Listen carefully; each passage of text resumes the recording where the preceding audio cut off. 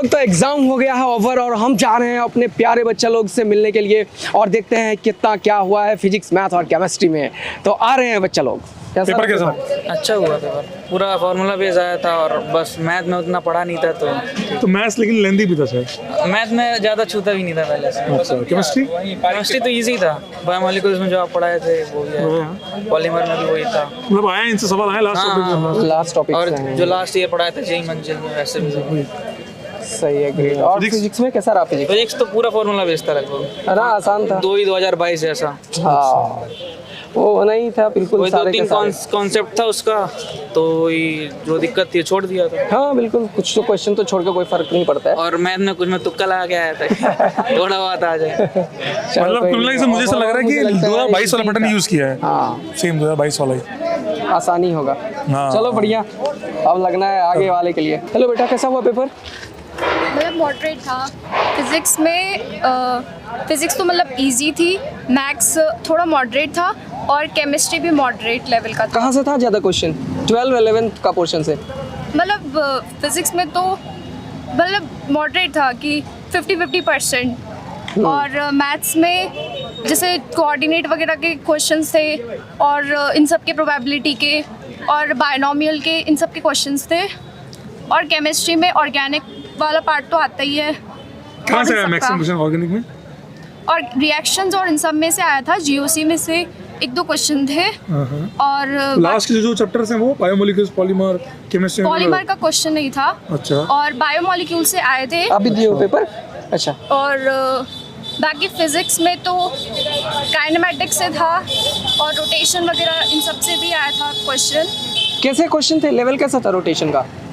Rotation का तो easy था, वो तो हो गया था। ओवरऑल इजी था। आसान हाँ बाकी Physics- उधर मॉडर्न फिजिक्स? हाँ, मॉडर्न फिजिक्स के कुछ आए थे, उनमें मतलब मॉडरेट लेवल कहूँगी, वो वाले क्वेश्चन जैसे क्लास में हम लोग कराते हैं उसी टाइप का क्वेश्चन आया था, पास्ट ईयर टाइप का, है ना? उसी टाइप का मतलब असर्शन बेस्ड आए थे ज़्यादातर। यार ज़्यादा आए इस बार। असर्शन और स्टेटमेंट ये दो असर्शन रीजन, हाँ वो आया था। ओके, स्टेटमेंट 2 और हाँ ठीक है, ग्रेट। मतलब ओवरऑल तुमने करा कितना % पेपर किया? मैंने मतलब जैसे सिलेबस में तो ड्रॉपर थी, हाँ। तो मतलब हमारा सिलेबस 50-60% हो गया था, हाँ। तो उस हिसाब से पेपर करा है। अरे ग्रेट, बहुत बढ़िया करो, अच्छा होगा। बस सारा आईओसी और पीसी आसान है। पीसी ठीक था, मतलब इजी था। Easy था। और आईओसी में मतलब थोड़ा थ्योरेटिकल पार्ट ज़्यादा था, तो अच्छा, ब्लॉक केमिस्ट्री आई थी वो? हाँ वो भी आई थी। चलो ग्रेट, थैंक यू। ग्रेट बेटा, करो और आगे अप्रैल वाला एग्जाम। तो ओवरऑल हमें यही समझ में आ रहा है कि थोड़ा पेपर डुएबल था फिजिक्स का।